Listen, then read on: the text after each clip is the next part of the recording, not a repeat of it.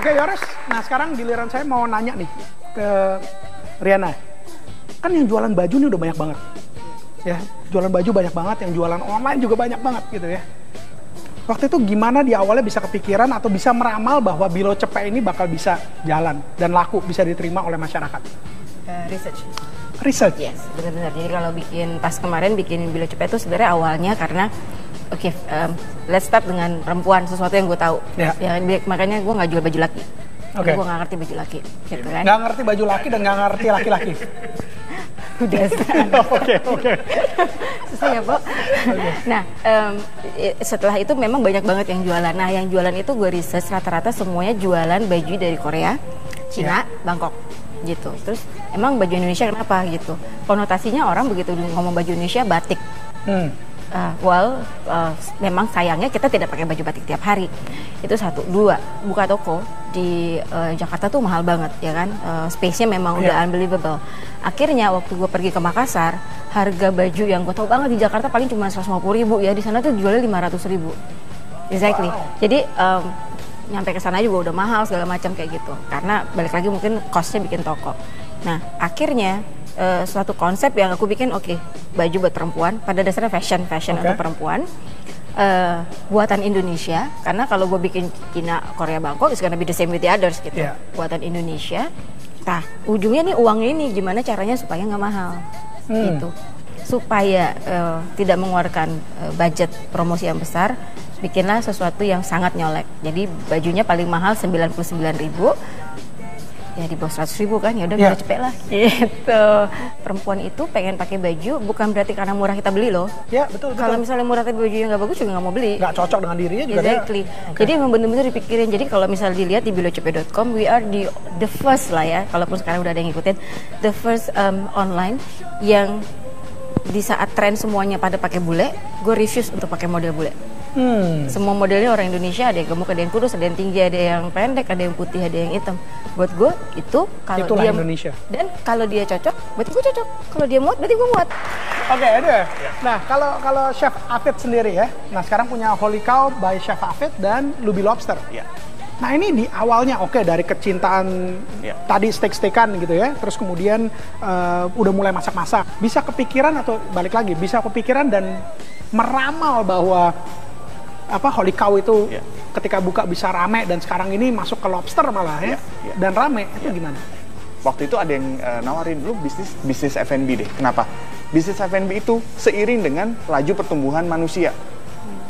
Berhentinya cuma sampai kiamat, sampai orang nggak butuh makan. Akhirnya gue memutuskan untuk, gue kerja deh sama orang. Supaya apa? Belajar dulu. Cara bikin suatu sistem yang bagus, suatu organisasi yang bagus. Cara bekerja dengan sistematis itu seperti apa. Gue kerja di media, di situ gue banyak banget belajar mengenai cara mereka treat brand yang mereka wakilin itu seperti apa sih, cara mereka melakukan campaign seperti apa, dan itu ilmu yang gue dapat sebenarnya. Suatu ketika kita makan di salah satu tempat makan steak yang paling prestisius di Jakarta, ngeliat menu, ada wagyu nih, seumur umur gue belum pernah nyoba wagyu, walaupun gue suka steak gitu. Pada saat itu gue, ada wagyu nih. Wagyu mahal, men. Kan dibayarin kantor. Direktur bilang, udah lu pesen apa aja gitu. Mas, saya pesan wagyu, itu satu plate, saya inget banget, harganya 900.000. Dan udah denger wagyu sudah lama, tahu bahwa wagyu itu emang the finest quality of beef di dunia. Cerita sama istri gue, gila tadi makan steak enak banget. Pada saat gue gak bisa tidur, terangkailah satu-satu. Gue pengen bisnis F&B, kenapa nggak gue buka wagyu ya? Nah, itu momentumnya. Jadi memang ngelihat peluang itu memang ternyata bisa juga terstimulasi oleh salah satu momentum yang tidak sengaja itu datang gitu loh. Sekarang kalau Yotres bilang, waduh, Chef Afid beruntung dong ya bisa dapetin satu momentum yang seperti itu. Kalau gue bilang itu bukan hoki, itu semuanya kan udah ada satu rangkaian, Mas Billy. Jadi karena gue memang hobi makan steak.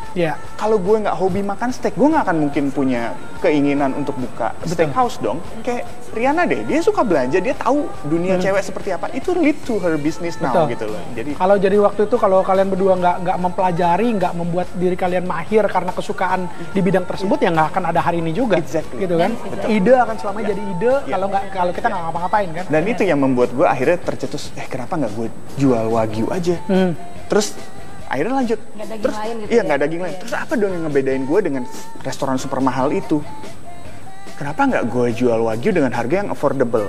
Wagyu for everyone. Nah itu udah langsung bergulir, ide-ide itu tuh langsung bergulir gitu loh. Iya kenapa nggak jual Wagyu dengan harga murah ya? Supaya semua orang bisa tahu enaknya Wagyu itu seperti apa gitu loh.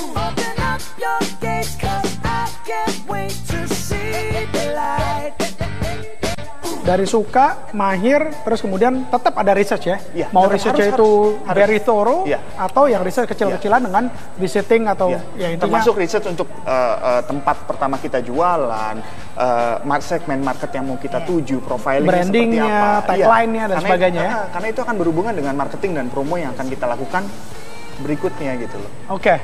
Alright, Yoris, don't go anywhere karena setelah ini kita akan ngambil pertanyaan dari audiens yang ada di studio. Don't go anywhere.